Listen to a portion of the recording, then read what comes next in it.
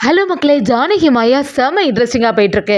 பார்வதியை எப்படியாவது அண்ணன் தம்பியை பிரிக்கணும்னு சொல்லிட்டு பல திட்டத்தை புவனேஸ்வர் கூட சேர்ந்து போடுறாங்க. முருகன் பக்தர்கள் எல்லாருமே வீட்டுக்கு சாப்பிட வரும்போது அந்த இடத்துல பார்வதியும் பல சதி வேலைகளை பண்ணி வைக்கிறாங்க. ஒரு கட்டத்தில் ரகுராம் நம்ம சிவராமனை திட்ட ஆரம்பிக்கும் போது நம்ம மாயா செம மாசா வந்து எல்லா பிரச்சனையும் சரி பண்ணது மட்டும் இல்லாமல் பார்வதியோட சூழ்ச்சி தெரிஞ்சு சரியாக வெளுத்தெடுக்கிறாங்கன்னு சொல்லலாம். ஒரு கட்டத்தில் நம்ம சிவராமன் பார்வதியை வீட்டை விட்டு வெளியே அனுப்புறாங்களா.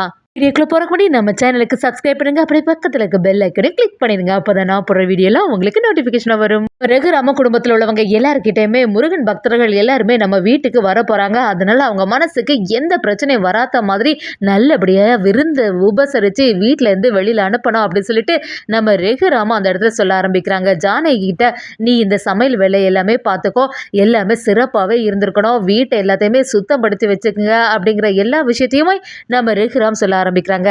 ரகுராம சிவராம கிட்ட எல்லா பொறுப்பையும் நீ வந்து முன்னிருந்து பண்ணணும் சிவராமா அப்படின்னு சொல்லிட்டு அந்த பொறுப்பையும் நம்ம சிவா கிட்ட கொடுக்குறாங்க. நம்ம சிவராமனும் அண்ணி சொல்லிட்டாங்க, அதனால எந்த பிரச்சனையும் வராம நல்லபடியா பண்ணணும் அப்படின்னு சொல்லிட்டு ஒரு எண்ணத்துல இருக்காங்க. அதே சமயத்துல இது எல்லாத்தையுமே பார்த்துட்டு இருந்த பார்வதிக்கு பயங்கரமா டென்ஷன் ஆகுது. எப்ப பார்த்தாலுமே இவங்க நம்ம ஹஸ்பண்டை வேலை வாங்கிட்டு தானே இருக்காங்க, ஆனா அவங்க எப்பவுமே ஒரு தலைவர் பொறுப்புல இருந்த மாதிரி தான் இருந்துட்டு இருக்காங்க அப்படின்னு சொல்லிட்டு பார்வதியும் பயங்கரமா எரிச்சல் ஆகுறாங்க. சரி, இந்த விஷயத்தை பத்தி புவனேஸ்வர் கிட்ட ஏதாவது சொன்னா அவங்க ஒரு ஐடியா தருவாங்க, அதுபடியே நம்ம செய்திடலாம்னு சொல்லிட்டு உடனே யாருக்கும் தெரியாம புவனேஸ்வரிக்கு ஃபோன் காலில் போடுறாங்க.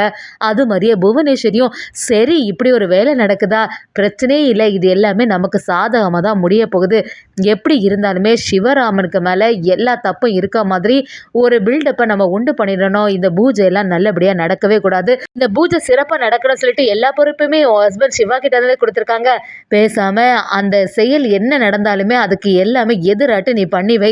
அப்படி இருக்கும்போது ரகுராமுக்கு சிவராமன் மேல கோபம் வரும், அதுக்கப்புறமா அவங்க ரெண்டு பேருக்கும் இடையில ஒரு சண்டை வரதான் போகுது, அதை ஒரு சான்ஸை யூஸ் பண்ணி நீ அந்த வீட்டை விட்டு வெளியில வந்துடலாம் அப்படிங்கிற ஒரு ஐடியாவை புவனேஸ்வரியும் நம்ம பார்வதி கிட்ட சொல்றாங்க.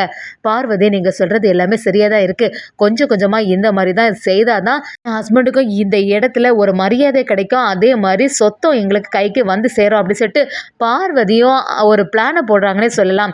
நம்ம ஜானகியும் மாயா கிட்ட மாயா எல்லாமே நல்லபடியா தானே நடக்குது, வீடெல்லாம் சுத்தம் பண்ணியாச்சுல, இந்த நேரத்துல முருகன் பக்தர்கள் எல்லாருமே நம்ம வீட்டுக்கு வந்துருவாங்க, அதனால எல்லாம் கரெக்டா தானே இருக்கு அப்படி சொல்லும் போது மாயாவும் ஜானகி கிட்ட நீங்க எதுக்குமே கவலைப்படாதுங்க பெரியம்மா, எல்லாமே சிறப்பா தான் இருக்கு.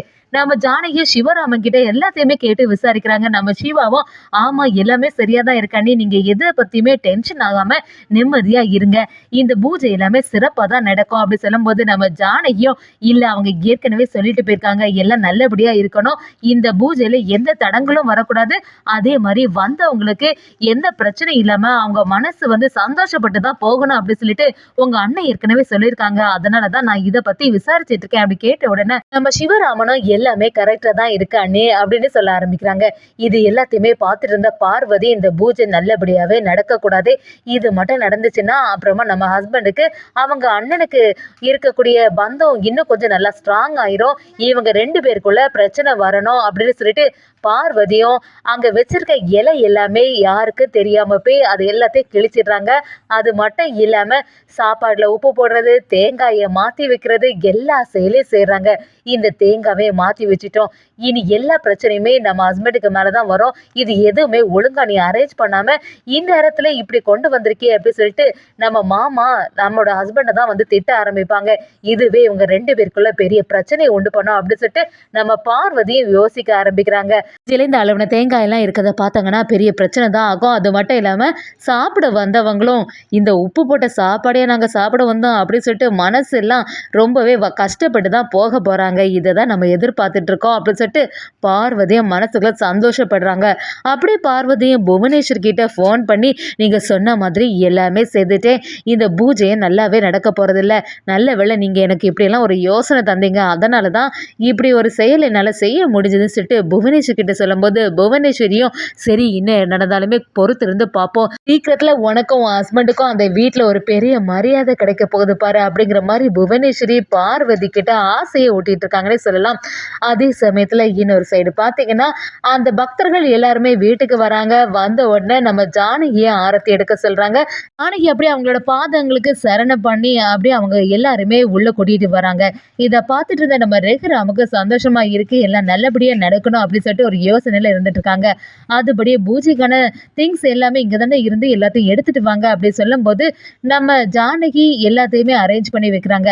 இன்னொரு சைடு பார்த்தீங்கன்னா நம்ம ரகுராம சாப்பாடுக்கான எல்லா வேலைகளும் நல்லபடியாக நடக்குதா அப்படின்னு சொல்லிட்டு பார்க்கும்போது அதில் எல்லாமே எல்லாமே கிழிஞ்சிருக்கு. இதை பார்த்தோன்னே ரகுராம் பயங்கரமாக டென்ஷன் ஆகிறாங்க.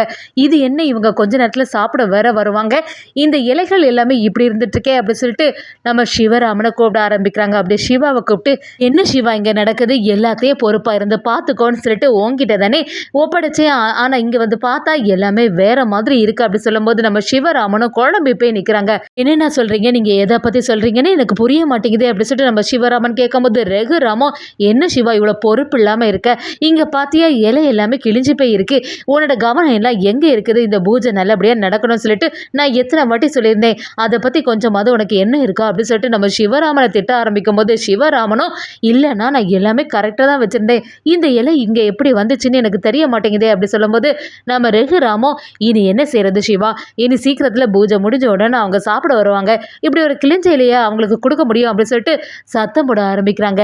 இது எல்லாத்தையுமே பார்த்துருந்த பார்வதிக்கு பயங்கரமாக சந்தோஷம் ஆகுது. நம்ம நினைச்ச மாதிரி எல்லாமே நடந்துட்டு இருக்கு. என்னைக்குமே திட்டாதவங்க இன்னைக்கு திட்ட ஆரம்பிச்சிட்டாங்க. இனி சீக்கிரமாட்டு அவங்க 2 பேருக்குள்ள பெரிய பிரச்சனை தான் வரப்போகுது அப்படி சொல்லிட்டு பார்வதி ஒரு பக்கமாக இருந்து சந்தோஷப்பட்டுட்டு இருக்காங்கன்னே சொல்லலாம்.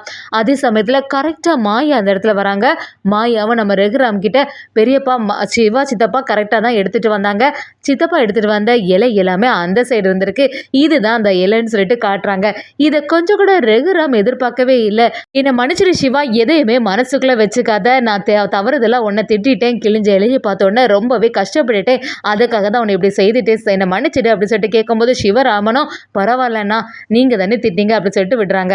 அதே சமயத்தில் நம்ம மாயா கிட்ட நம்ம சிவாவும் கரெக்டான சமயத்தில் அந்த இலையை கொண்டு காட்டணுமா, இல்லைனா அண்ணன் இன்னும் கொஞ்சம் கோபப்பட்டிருப்பாங்க அப்படின்னு சொன்ன உடனே நம்ம மாயாவும், சரி சித்தப்பா இனி பூஜைக்கான டைம் ஆகுதுல அதை போய் பார்ப்போம்னு சொல்லிட்டு அந்த இடத்துக்கு போகிறாங்க.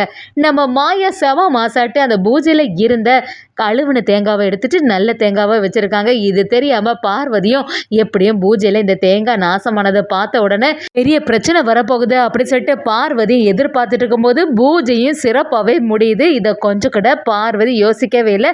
நம்ம மாயா வந்து எல்லாத்தையும் சரி பண்ணிட்டாங்கன்னே சொல்லலாம். அதே சமயத்தில் எல்லாரும் சாப்பிட உட்கார்ந்த உடனே, சரி சாப்பாடாது இந்த வாட்டி சொதப்பிடும், நம்ம தான் உப்பு எல்லாமே போட்டோம்ல, இதை யாருமே பார்க்கல, அதனால அப்பவும் பிரச்சனை தான் வரப்போகுதுன்னு யோசிச்சா அப்பவும் சாப்பாடு எல்லாம் எல்லாமே நல்லபடியாக இருக்குது, இந்த மாதிரி ஒரு ருசியான சாப்பாடை நான் சாப்பிட்டதில்லை அப்படிங்கிற மாதிரி அங்கே வந்தவங்க எல்லாருமே நம்ம ஜானகியை புகழ்ந்து தள்ளிட்டு இருக்காங்க.